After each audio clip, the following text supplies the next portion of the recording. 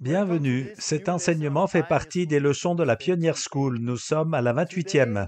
Aujourd'hui, je vais vous parler de la communion et c'est un thème que je n'ai pas encore abordé avec vous. Précision de la part du traducteur.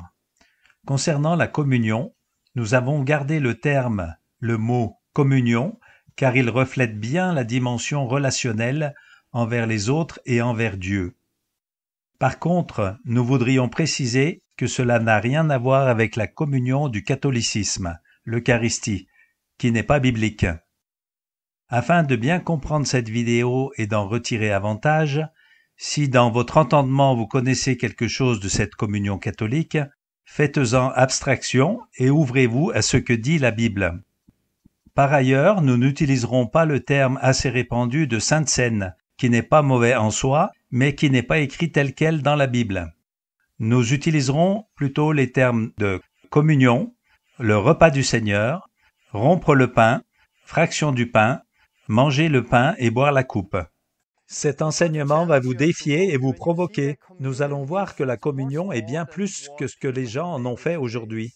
C'est un peu comme pour le baptême dans l'eau. Certaines personnes pensent que le baptême en lui-même nous sauve, comme on le voit dans le catholicisme ou chez les luthériens. Et puis les réformateurs sont venus combattre cela et ils ont pris la position opposée en disant que le baptême n'est plus qu'un symbole. Et c'est pareil avec la communion. Le catholicisme croit que la communion devient réellement le corps et le sang de Jésus, et puis les réformateurs sont partis carrément de l'autre côté et ils ont dit que la communion était juste un symbole. Mais la Bible est très claire, la communion n'est pas juste un symbole. Et nous allons lire quelques versets au sujet de la communion et nous allons en parler un peu.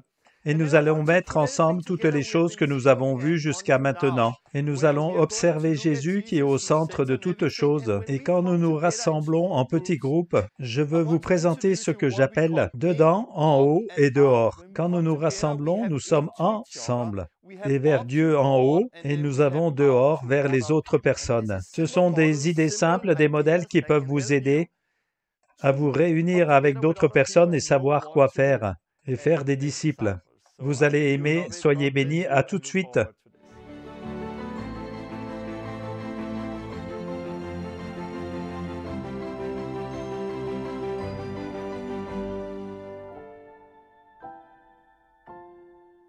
Bienvenue, nous sommes dans la leçon 28 de la Pioneer School.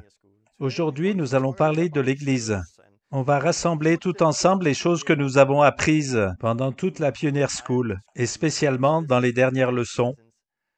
Et je me réjouis vraiment de cet enseignement. Vous allez entendre des choses qui seront pour vous nouvelles, surtout quand je vais parler de la communion, et je vais parler beaucoup de cela aujourd'hui. Et je n'avais pas beaucoup parlé de ce sujet dans les vidéos précédentes, et je suis très enthousiaste de partager cela avec vous.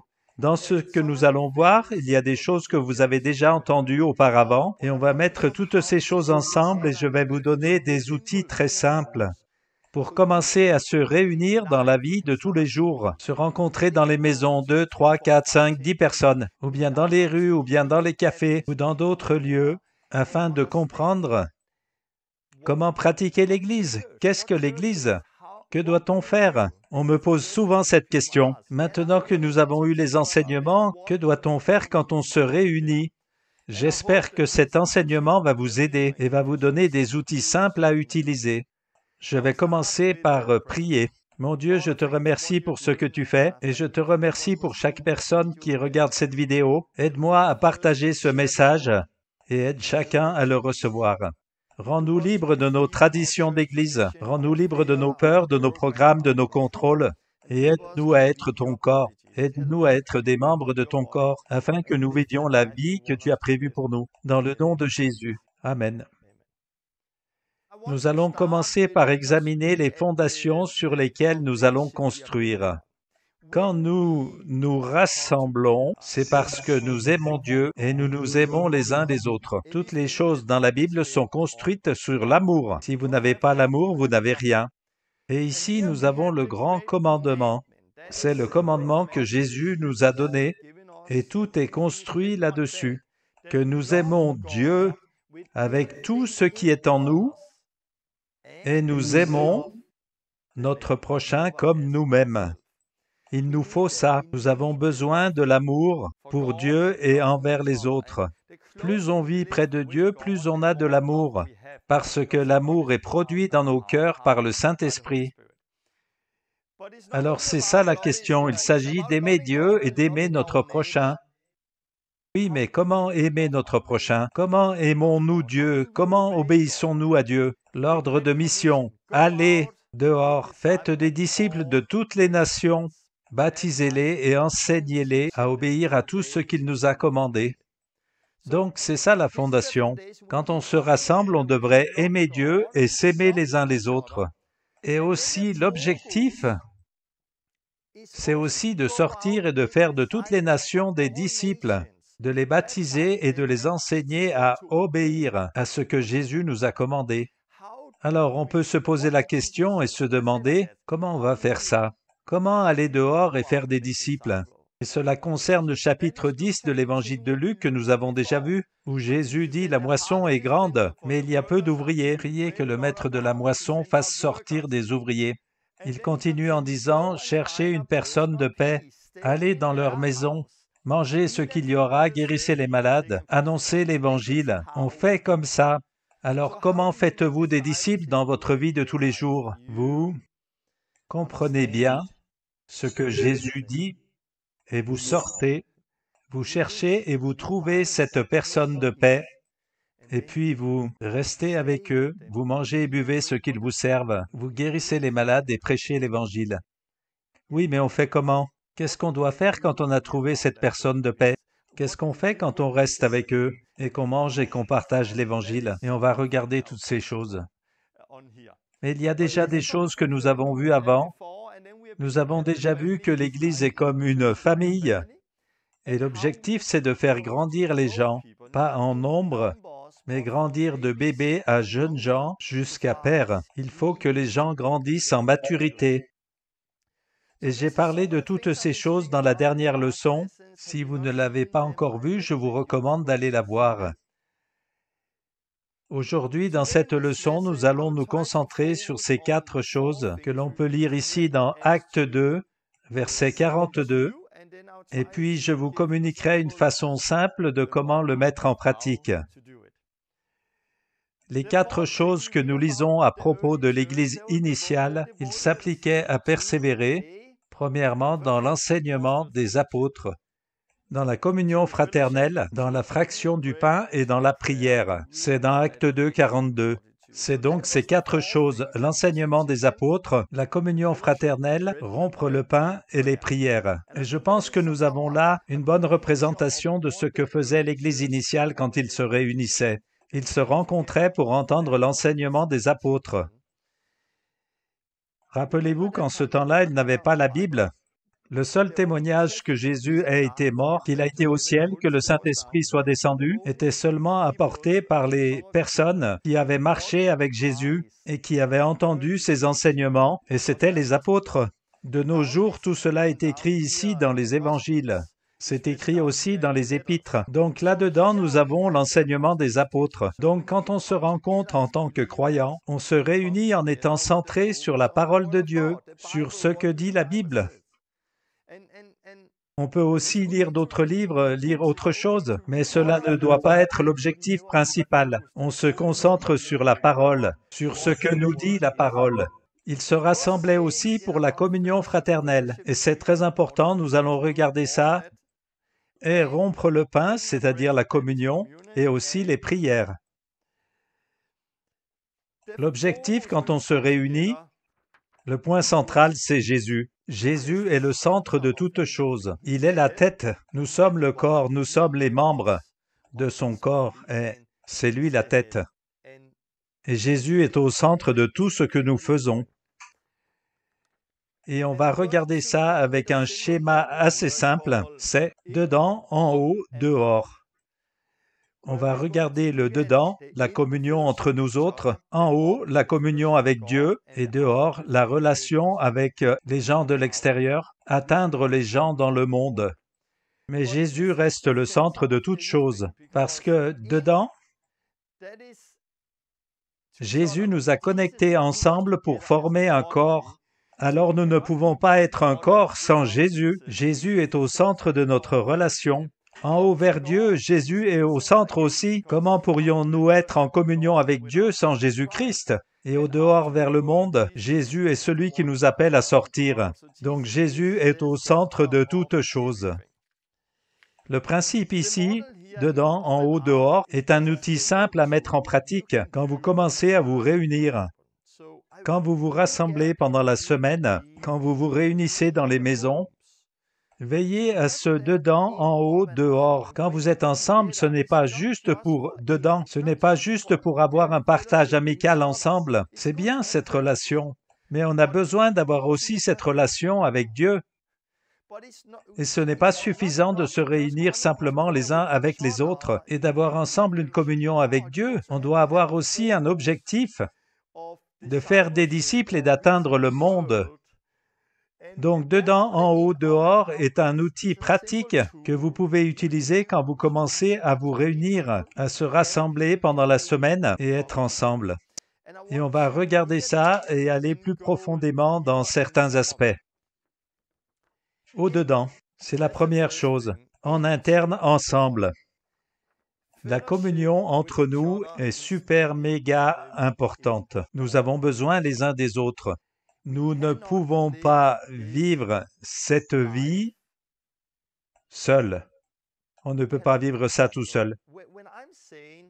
Et lorsque l'on dit « vous êtes le corps de Christ », en fait, la subtilité, c'est que le « vous » peut vouloir dire vous en tant qu'une personne à qui je parle, mais si je parle à plusieurs personnes, cela veut dire vous, tout l'ensemble.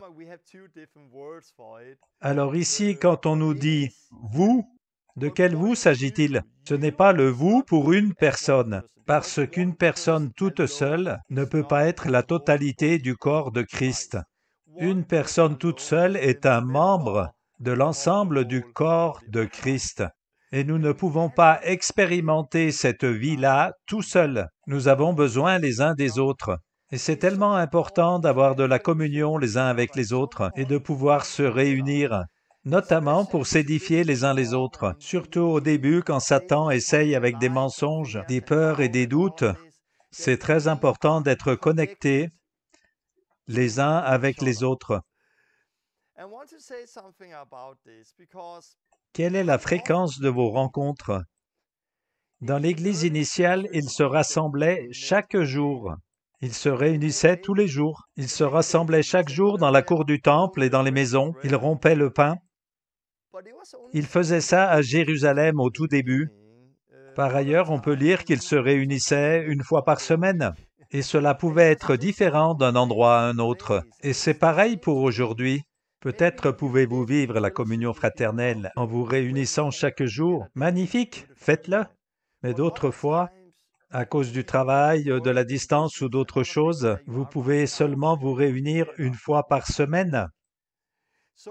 Rien ne nous est imposé dans la fréquence de nos réunions.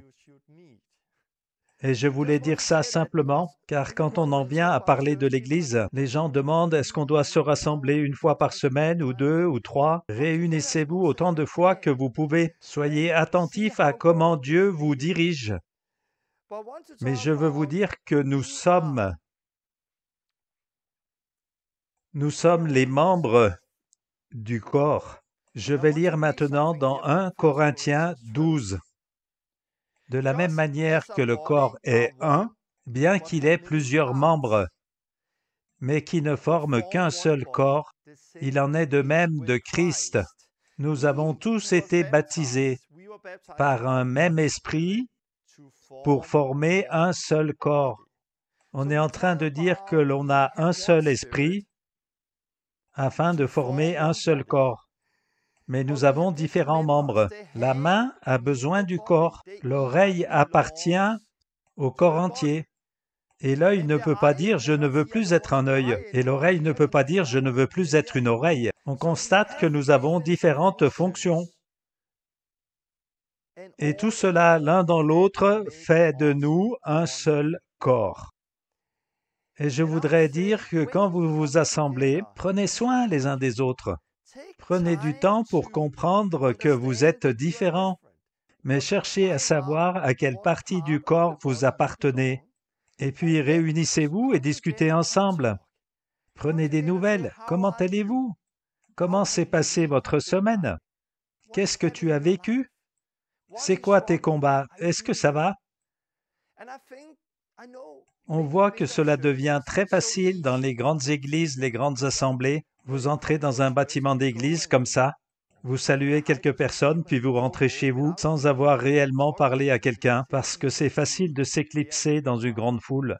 Alors je pense vraiment que la meilleure façon pour former des disciples, c'est en petits groupes. Jésus dit, quand vous vous réunissez à 2 ou à 3, je suis au milieu de vous. Et je vous encourage à vous rassembler 2 ou 3 personnes pendant la semaine, et si vous le pouvez plus souvent. Et donc essayez de vous rencontrer en petits groupes, et puis commencez avec le dedans, entre vous. Comment vas-tu? Comment ça va? Tu vas bien? Tu vas pas bien? Est-ce que tu batailles sur un sujet? Et partagez ce que Dieu a fait durant la semaine. Et c'est un principe facile à mettre en place, et on est ensemble. Et qu'est-ce qu'on peut faire d'autre? Eh bien, on peut manger ensemble. Si vous le pouvez, pratiquez ce que Jésus nous a dit. Dans les maisons, mangez et buvez. Saisissez l'occasion pour manger ensemble. Partagez la nourriture ensemble. Quand vous êtes assemblés et que vous mangez quelque chose ensemble, c'est une bonne occasion pour se relaxer. Vous êtes tranquille et vous pouvez parler, communiquer. Vous parlez en mangeant ou en préparant le repas. Et vers la fin du repas, il y a comme un climat d'amour, une fête, comme il le faisait à l'église initiale. Vers la fin du repas, vous rompez le pain, vous partagez la communion. Et à ce moment, la communion est une très bonne transition. La communion est une bonne transition de là où on était à partager, à manger ensemble et à prendre soin les uns des autres. Et là, on prend le repas du Seigneur et on commence à se centrer sur Dieu, en haut, vers Dieu. La communion est bien plus que ce qu'elle est devenue de nos jours. Maintenant, je vais vous dire quelque chose qui va peut-être vous bousculer quand on parle de la communion. Je n'avais jamais encore partagé cela auparavant parce que pour moi, c'est quelque chose de nouveau. J'apprends. Nous sommes tous en chemin. Et là, on va parler particulièrement des lunettes religieuses. Pour moi, la communion, c'est un petit peu comme le baptême dans l'eau. Alors, quand j'étais bébé, on m'a baptisé à l'église luthérienne quand j'étais un bébé. Et là, j'ai reçu de mauvaises lunettes religieuses. Et ensuite, quand plus tard je suis venu à la foi et que j'ai commencé à vouloir enlever les lunettes et que j'ai commencé à comprendre que le baptême des enfants, des bébés, c'est quelque chose de faux, mais ce que j'ai fait alors, du coup, j'ai tout rejeté ce que j'avais appris et je suis passé d'un des extrêmes à un autre extrême. Et là, j'ai pensé que le baptême n'était qu'un symbole. Ce n'était pas important, juste un symbole. Parce qu'on ne veut pas ressembler à ça, à ce que disent les luthériens ou le catholicisme, qui croient que les bébés sont sauvés juste au travers de l'eau seulement. Et aujourd'hui, beaucoup de gens agissent en fonction de l'endroit où ils viennent. Ils rejettent tout d'un bloc et passent d'un côté à l'autre côté. Et c'est ce que la plupart des réformateurs ont fait durant l'histoire. Certains sont partis de cela et ont dit que le baptême était juste un symbole. C'est le signe de Noé, un symbole, et rien d'autre. Et c'est ce que j'ai fait aussi. Et maintenant, je fais marche arrière vers une position médiane. J'enlève les lunettes, je commence à voir ce que le baptême est réellement. Et ça a commencé avec la parole de Dieu. Et j'ai lu dans la parole de Dieu que le baptême nous délivre de nos péchés. Et j'ai prêché sur être libre du péché. Et parce que j'ai prêché cela et que les gens avaient la foi, ceux qui ont été baptisés ont expérimenté la liberté par rapport au péché. Je me sens tellement libre. Et la parole, avec cette simple foi en action, a fait quelque chose de vraiment puissant. Et nous avons commencé à prêcher de plus en plus clairement sur le vrai baptême. Et plus on l'annonce clairement, plus ça devient puissant. Et on commence à voir des démons qui se manifestent avant d'entrer dans l'eau, et on voit plein de gens être libérés, et maintenant je n'ai plus aucun doute. C'est tellement clair et les lunettes sont enlevées. Le baptême n'est pas un symbole. Le baptême nous libère. Le baptême nous sauve de nos péchés. Vous ne pouvez pas vivre la vie d'un disciple de Jésus-Christ sans avoir été baptisé dans l'eau. Et c'est pareil en ce qui concerne la communion. C'est la même chose pour la communion. De ce côté, nous avons l'Église catholique, qui a fait de la communion une sorte de superstition, un peu comme du mysticisme. Alors ils prennent le pain et puis ils le mettent dans une petite boîte, et puis ils promènent cette boîte, et ils vont vers les gens avec cette boîte, et ils les touchent sur la tête. Et ils disent qu'autrefois, il y avait un pouvoir de guérison là-dedans. Et il y a beaucoup de récits qui ont été ajoutés dans le catholicisme quand il s'agit de l'Eucharistie, c'est-à-dire la communion. Il y a une histoire qui circule comme quoi il y avait eu un homme qui a pris la communion et il avait un morceau de pain coincé dans ses dents et ils l'ont récupéré pour le voir au microscope. Et leur croyance, c'est qu'ils ont vu dans ce pain un cœur qui battait, parce que ce qu'ils croient dans le catholicisme, c'est que le vin devient physiquement le sang de Jésus. Le pain devient physiquement le corps de Jésus. Et ils croient cela. Et en fait, ils croient que le prêtre, quand il fait sa superstition, ou bien ses formules magiques, car c'est de là que vient l'expression hocus pocus, formule magique d'incantation qui vient du latin. Et quand le prêtre fait son incantation, le vin devient le sang, le pain devient le corps. Physiquement, et durant la messe, il crucifie Christ à chaque fois. Le prêtre recrucifie Christ à chaque fois. Et c'est ce que l'Église catholique continue de prêcher. Et puis, avec la Réforme et les réformateurs, on a vu que c'était pas ça, que c'était de la superstition. C'est du mysticisme, de la magie. C'est terminé. Ce n'est pas ce que l'on doit faire. Mais qu'avons-nous fait? Nous sommes partis d'un côté pour aller et pour finir par dire que la communion est plus qu'un symbole. Et maintenant, je suis dans une démarche avec vous, je l'espère, où je suis parti de ce point-là, d'où je croyais que la communion était juste un symbole, et je me rapproche maintenant du milieu de la route, et j'essaye de retirer mes lunettes, et j'essaye de découvrir et de voir que la communion est aussi puissante que le baptême dans l'eau. Cela fait partie entièrement de la vie de disciple de Jésus-Christ. Et nous devons bien comprendre cela.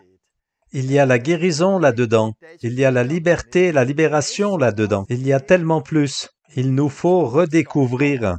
Et je vais lire quelques versets de la Bible, mais je peux aussi avancer et citer, si l'on veut, ceux de l'Église initiale, parce que tous dans la première Église, Justin martyr ou les autres anciens qui vivaient à cette époque, ils ont tous perçu la communion comme bien plus importante que nous aujourd'hui. Ils ne croyaient pas que, et aucun d'eux ne croyait que la communion devenait réellement le corps de Christ et devienne physiquement le sang de Christ. Et moi non plus, je ne le crois pas. Mais il y a une dimension spirituelle derrière tout ça. Jésus dit dans Jean 6, « Mes paroles sont esprit et vie. » Jésus nous dit que ses paroles sont esprit et vie. De la même manière, la communion a une signification spirituelle. La communion aussi est esprit et vie. La communion est puissante, mais lisons et examinons. C'est vraiment passionnant. Nous allons aller voir dans Jean chapitre 6 où Jésus nous dit qu'il est le pain de vie. Et on voit que Jésus nous dit, « Je vous dis la vérité, ce n'est pas Moïse qui vous a donné le pain du ciel, mais c'est mon Père qui vous donne le pain venu du ciel. Le pain de Dieu est celui qui est descendu du ciel et qui donne la vie au monde. » Et là, Jésus nous parle de sa vie, il nous parle de son corps. Et là, Jésus est en train de nous expliquer que les Israélites ont eu la manne venue du ciel et ils ont mangé de cette manne. Mais Jésus parle ici du nouveau pain qui est descendu du ciel. Et c'est de lui qu'il parle. Je suis le pain de vie. Vos ancêtres ont mangé la manne dans le désert. Et oui, ils sont morts. Mais maintenant nous avons ici le pain qui est descendu du ciel. Ce pain que chacun devrait manger afin de ne pas mourir. Je suis le pain vivant qui est descendu du ciel. Celui qui mangera de ce pain vivra pour toujours. Ce pain est ma chair, et je la donnerai pour la vie du monde. Vraiment, vraiment, je vous le dis, si vous ne mangez pas ma chair, si vous ne mangez pas la chair du Fils de l'homme, et ne buvez pas son sang, vous n'aurez pas la vie en vous. Celui qui mange ma chair et qui boit mon sang a la vie éternelle, et je le ressusciterai au dernier jour, car ma chair est une vraie nourriture et mon sang est une vraie boisson. Celui qui mange ma chair et qui boit mon sang demeure en moi et moi en lui. Waouh, c'est les mots puissants que Jésus a dit. Et au travers de ces mots, on peut presque entrevoir l'idée avec laquelle les catholiques ont commencé à croire qu'il y avait une transformation physique et que cela devenait le sang de Jésus et le corps de Jésus. Et j'ai simplement lu ce que la parole dit, et c'est bien de la communion que nous parlons ici. Et c'est tellement clair, et quand on parle de la communion dans Matthieu 26, on voit, et on lit, pendant qu'il mangeait, Jésus prit du pain, et il a remercié, et il l'a rompu, et il l'a donné à ses disciples, et dit, prenez, mangez, ceci est mon corps. Donc le corps dont Jésus est en train de nous parler, celui qui communique la vie à vous et à moi, c'était ce qu'il a fait dans la communion. Il n'a pas dit « ceci devient mon corps », un peu comme ça se fait dans l'Église catholique. Ils prennent cette matière et le prêtre dit quelques incantations. C'est de là qu'on a tiré des formules magiques et ils en font le corps et le sang de Jésus. Ce n'est pas ce que Jésus nous a dit. Il a dit « c'est mon corps, c'est déjà fait ». C'est au sens spirituel et non pas au sens physique. Mais au sens spirituel, ceci est mon corps. Et puis il a pris une coupe, et il l'a remercié, et il leur a donné, en disant, « Buvez-en tous, ceci est le sang de mon alliance, qui a été répandu pour beaucoup pour le pardon des péchés. » Ce sont des mots puissants. Je les lis simplement dans la Bible. Et si l'on va voir dans Corinthiens, 1 Corinthiens chapitre 11. Et il a rendu grâce et il le rompit en disant, « Ceci est mon corps qui est rompu pour vous, et vous ferez ceci en mémoire de moi. » Et la commémoration, le souvenir, c'est aussi une chose très importante dans la communion. Il nous faut nous rappeler ce que Jésus a fait. Il nous faut se remémorer la croix et se concentrer dessus. Et c'est étonnant comment on peut prendre les choses pour acquises. Prenons l'exemple d'un cadeau d'anniversaire, un très très gros cadeau d'anniversaire et vous êtes tellement content de ce cadeau. Et vous êtes tellement reconnaissant d'avoir eu ce cadeau incroyable. Le premier jour, vous remerciez sans arrêt. La première semaine, vous êtes reconnaissant. Mais après quelques mois ou bien une année, vous ne l'appréciez plus de la même façon. Vous le voyez comme quelque chose d'acquis. De la même manière, et c'est triste, on peut avoir la même attitude avec Jésus. « Oh, je suis pardonné. Oh, il m'a pardonné. Oh, Jésus vit en moi. » Mais qu'est-ce que cela signifie? Je pense que quand vous vous rassemblez et que vous rompez le pain, faites-le comme une commémoration. Pensez vraiment à ce que vous faites. Ravivez la mémoire et comprenez encore et encore. C'est ça que Jésus a fait pour nous. Et il y a de la puissance là-dedans. Ce sont des choses importantes. Pour nous les croyants en Christ, de garder cette concentration sur Jésus, se souvenir de la croix et de rompre le pain. Mais il continue et de la même façon, il prend la coupe et dit cette coupe est la nouvelle alliance. La nouvelle alliance en mon sang. Faites ceci chaque fois que vous en buvez, en souvenir de moi. Et puis Paul continue en nous disant que celui qui mange le pain et boit la coupe, d'une manière indigne, se rend coupable et commet un péché envers le corps et le sang de Jésus. En fait, ce que Paul nous dit, c'est que si vous prenez la communion d'une mauvaise manière, vous êtes en train de pécher contre le corps et le sang du Seigneur Jésus. Puis il continue en disant, quand vous êtes assemblés, que chacun s'examine lui-même en mangeant le pain et buvant la coupe, afin de n'être pas jugé. Et là, il va plus loin, et je ne vais pas tout lire. Il dit, à cause du fait que les gens ne s'examinent pas eux-mêmes, et parce que les jugements interviennent sur le corps, beaucoup de personnes sont malades, et certaines meurent dans l'Église. Pourquoi? Pourquoi Paul nous dit tout cela? Lorsque vous faites cela de la mauvaise manière, vous péchez contre le corps et le sang, et que beaucoup sont malades et certains meurent, si c'était juste un symbole. Parce que Paul ne voyait pas la communion comme juste un symbole. La première Église ne considérait pas la communion comme simplement un symbole. Et il est temps pour nous d'enlever nos lunettes et de comprendre ce qu'est réellement le repas du Seigneur. Ce n'est pas qu'un symbole. Et ce que moi j'ai découvert, c'est que j'ai rencontré des gens, quand ils ont compris ce qu'est réellement le baptême d'eau, ils sont descendus dans l'eau et quand ils se sont relevés, ils ont dit « Je suis libre, je suis libéré ». Et ils se sentaient tellement libres, tellement propres. Ils étaient lavés, rendus propres, libérés. Et on pouvait voir ça sur leur visage. On pouvait voir la lumière en eux, on pouvait voir la liberté en eux. Mais ce que j'ai vu, que j'ai constaté, c'est que les anciens chrétiens qui baptisaient les gens, les voyaient se relever et dire « Je suis libre ». Ils m'ont regardé et m'ont dit « Oh, j'aimerais tellement vivre cette expérience de nouveau pour me sentir libre à ce point. Si je pouvais seulement être baptisé encore une fois. » J'ai été frappé parce qu'on ne peut être baptisé qu'une seule fois. Mais la communion peut se faire à chaque fois que l'on se réunit. Il y a de la libération dans cela.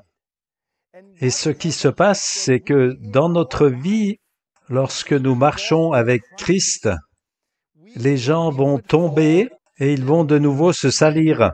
Ils ne peuvent pas être lavés encore et encore. Ils luttent avec la maladie et d'autres choses.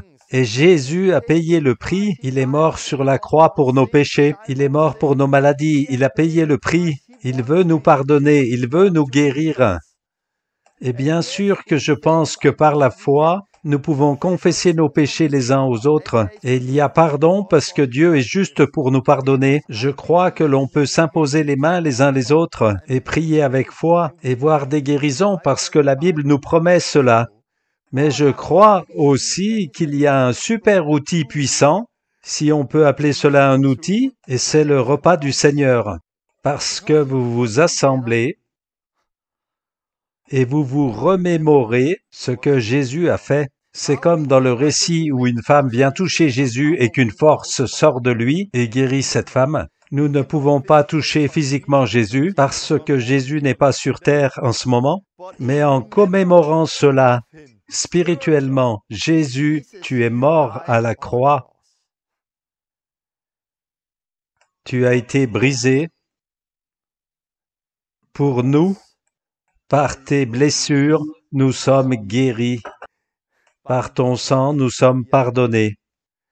Et quand par la foi, nous prenons le pain,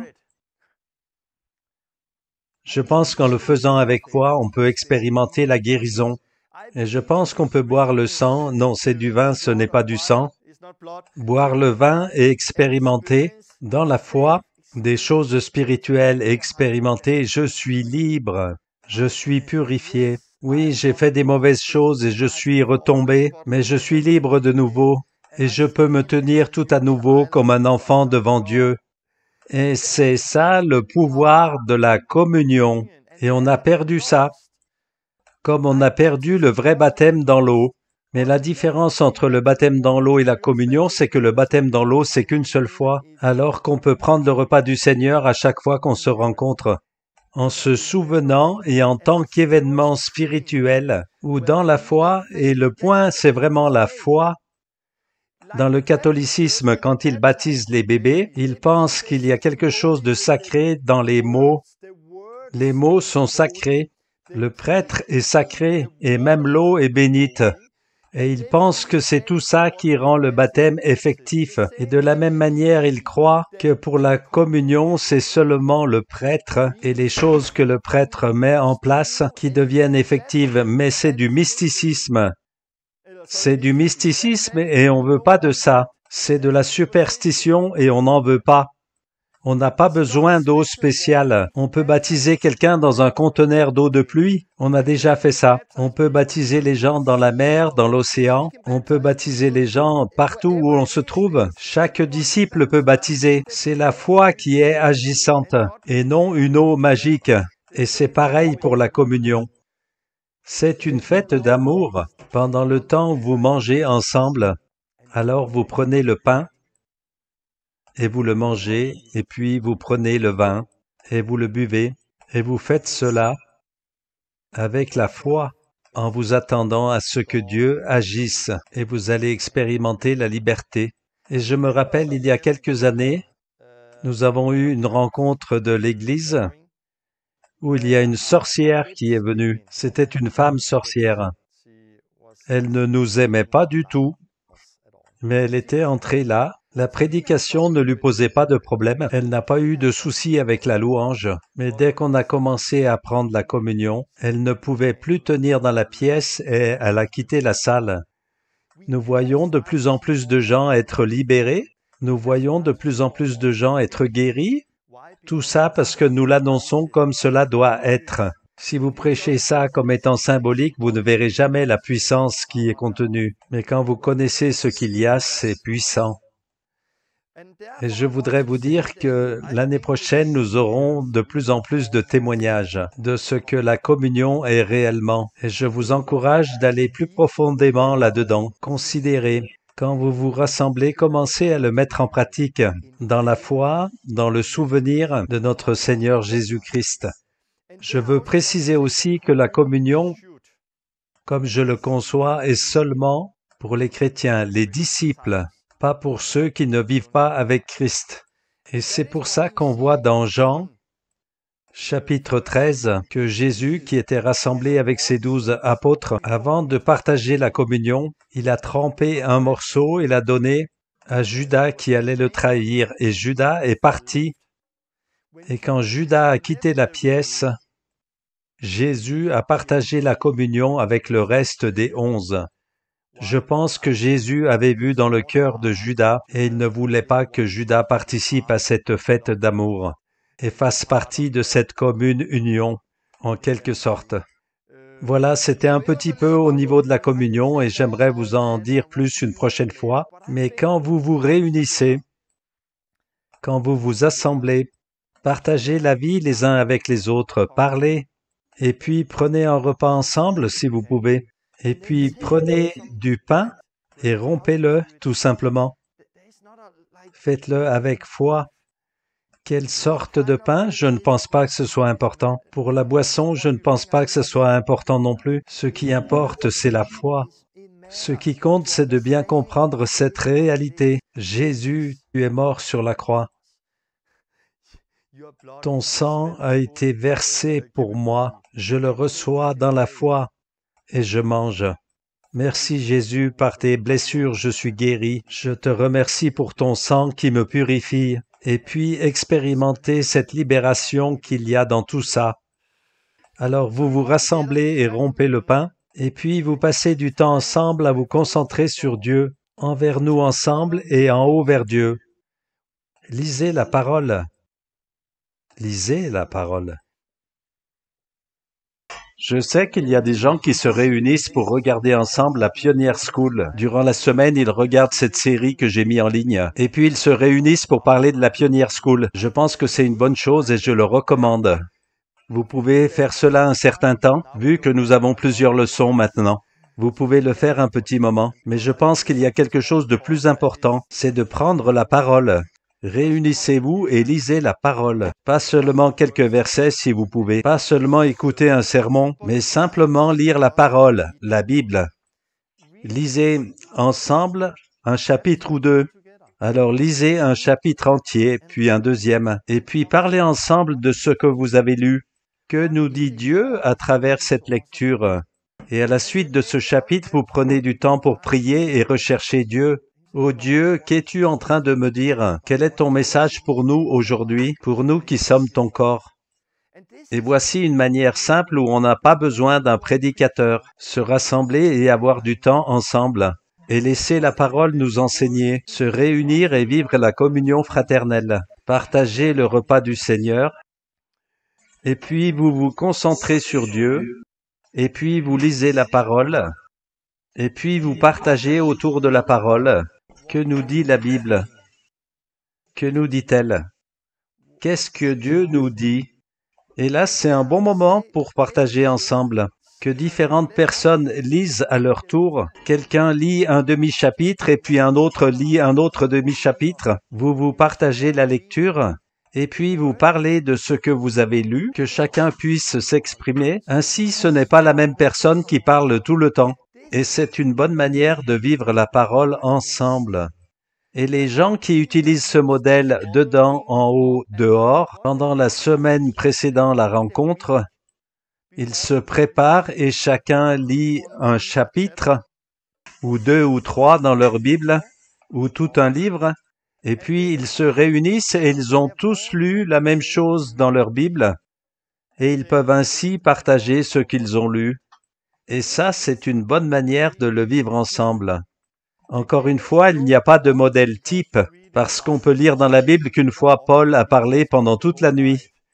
Mais faire comme ça, c'est bien quand vous êtes 2 ou 3, et même une réunion de 4 ou 5, parce que dès que vous êtes 15 ou 20 personnes, vous n'aurez probablement pas le temps matériel d'écouter chacune de ces personnes. Donc, dedans, ensemble, vivre la communion fraternelle. Mangez ensemble, partagez, et puis rompez le pain. C'est puissant avec guérison et délivrance. Et puis vous vous centrez sur Dieu, lisez la parole, l'enseignement des apôtres, et vous lisez la Bible.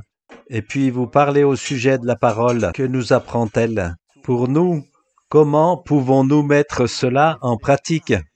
La parole ne doit pas être juste un sermon, mais être mise en pratique. Et puis ensuite, on va dehors vers les autres. Comment pouvons-nous partager ce que nous avons entendu avec ceux du dehors dans le monde? Comment obéir à Jésus en rapport à ce qu'il nous dit dans Luc chapitre 10? Connaissez-vous une personne de paix que vous puissiez rencontrer durant la semaine? À qui allez-vous partager l'Évangile? Pour qui allez-vous prier? Et puis partagez tout ça ensemble. Communiquez et parlez de ce que vous voulez mettre en place. De quelle manière vous voulez atteindre les autres, et puis impliquez-vous dans le projet des autres. Vous pouvez vous asseoir ensemble et parler de ce que vous voulez faire la semaine qui vient. Et je pense que de vouloir atteindre les autres, cela reste un objectif très important. Aimez Dieu, aimez votre prochain, allez dehors faire des disciples. C'est très important de garder l'objectif. Rappelez-vous que vous êtes des missionnaires sur cette terre. Pas besoin de faire ce travail à temps plein, vous êtes des missionnaires. En fait, il y a longtemps, j'ai eu une idée, et là je vais prendre un exemple rigolo. Essayez d'imaginer. Vous faites partie d'une église, et dans cette église, ils ont envoyé des missionnaires dans un autre pays, par exemple en Afrique, et vous, en tant qu'Église, vous soutenez financièrement cette famille qui sont missionnaires en Afrique. Et cette famille partage une lettre de nouvelles. Ils écrivent une lettre de nouvelles qu'ils envoient à l'Église chaque mois. et que vous, en tant qu'Église qui souteniez financièrement cette famille, vous receviez cette lettre qui dit « Chère Église, nous sommes tellement reconnaissants que vous nous souteniez financièrement. Les choses se passent vraiment bien ici dans la Zambie. Jacques est heureux à l'école et il a commencé de jouer au foot avec les autres enfants. Il a vraiment du bon temps et ils ont commencé à jouer des matchs chaque week-end. Rebecca, notre dernière petite fille, elle aime aussi beaucoup jouer avec les autres filles et ci et ça. Mon mari et moi avons construit une grande piscine et nous avons commencé à aller à la chasse. Et nous aimons beaucoup chasser et mon mari a tué un gros animal récemment et on va le faire empailler. Et puis ils racontent toutes leurs activités qui tournent autour des jeux, des loisirs, et puis aller à la chasse, et puis à la piscine, et les barbecues, et tout ça. Ah oui, et puis on va aussi à l'église 2 heures tous les dimanches. Merci à vous l'église pour votre soutien et s'il vous plaît envoyez encore de l'argent. Si vous receviez une telle lettre de nouvelles, vous arrêterez d'envoyer de l'argent parce qu'ils ne sont pas missionnaires. Ils vont juste à l'église et vivent leur ancienne vie. Ils ont du bon temps, ils vont juste 2 heures par semaine à l'église. Vous vous attendez à plus que cela parce que ce sont des missionnaires.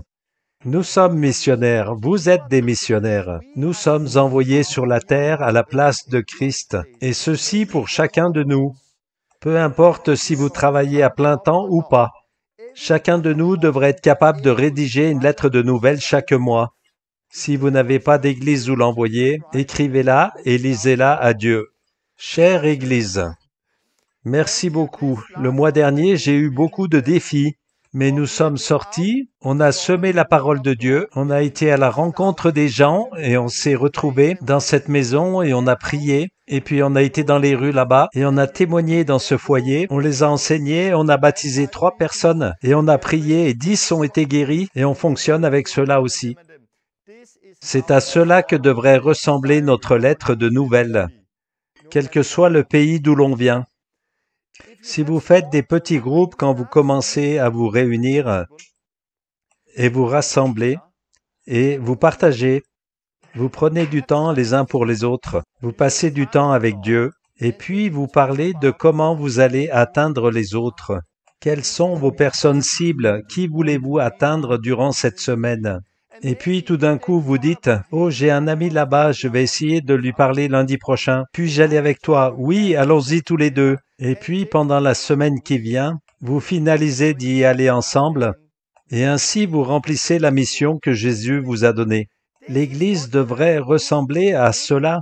Il y a autre chose que vous pouvez faire. Vous vous réunissez en groupe de 2 ou 3 et puis vous avez d'autres petits groupes de 2 ou 3 et vous vous trouvez tous ensemble et du coup vous êtes 15 ou 20 et là vous pouvez faire les choses différemment. Car le modèle qu'on a pour l'Église, c'est qu'il n'y a pas de modèle. Il y a des principes. C'est important de persévérer dans l'enseignement des apôtres. C'est important de persévérer dans la communion fraternelle et de rompre le pain. C'est important de prier les uns pour les autres, de prier Dieu et d'entendre sa voix. C'est important d'aimer Dieu. C'est important de s'aimer les uns les autres. C'est important d'aller dehors faire des disciples. Mais il n'y a pas qu'une seule façon de vivre l'Église. De la même manière qu'il n'y a pas un seul modèle type de famille. Et je voudrais vous encourager, et ce que j'ai essayé de transmettre avec la Pioneer School, durant ces 28 leçons, j'ai essayé de vous faire enlever ces paires de lunettes. Dans la première leçon, j'ai parlé du catholicisme et pourquoi il nous faut en sortir. Et au fur et à mesure des leçons, j'ai essayé de vous transmettre un ADN, d'établir des fondations, afin que vous puissiez bien comprendre qui est Dieu, qu'est-ce que le vrai évangile, qu'est-ce que Jésus nous a commandé de faire, à quoi ressemble l'Église, comment faire grandir les gens de bébés à géants spirituels, comment voir les 5 ministères et que faire quand on se réunit. Et au travers de tout ça, surtout de se débarrasser de ces lunettes.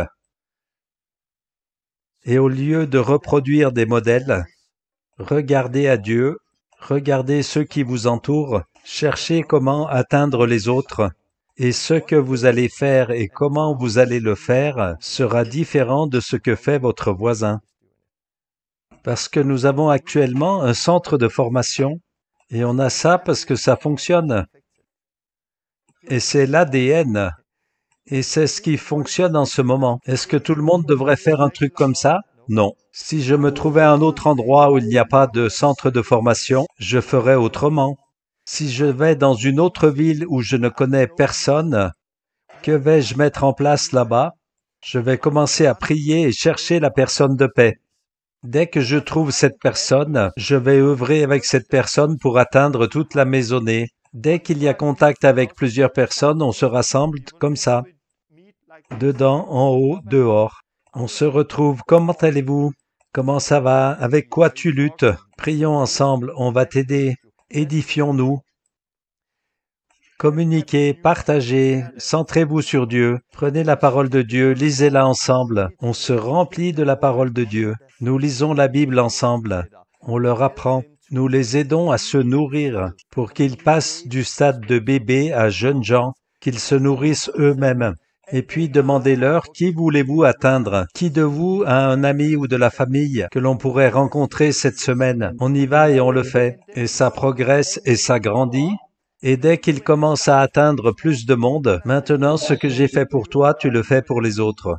Maintenant, c'est toi qui rencontres tes deux amis pendant la semaine, et tu fais avec eux comme j'ai fait avec toi. Et ils se retrouvent avec leurs amis pendant la semaine. Et puis peut-être une fois par mois, vous vous rassemblez tous ensemble afin d'avoir une célébration plus importante. C'est ça que je ferai. Mais encore une fois, ça peut être différent d'un endroit à l'autre. Voilà, j'espère que la Pioneer School vous a apporté beaucoup. Reprenez les leçons et revisionnez-les, parce que les gens m'ont dit que cela prend un certain travail à enlever les lunettes. Et quand on reprend et qu'on revoit les 28 leçons de la Pioneer School, on en retire des choses nouvelles parce qu'elles nous apparaissent plus clairement, parce que la relecture se fait sans les lunettes religieuses. À bientôt, que Dieu vous bénisse, au revoir. Vous annoncez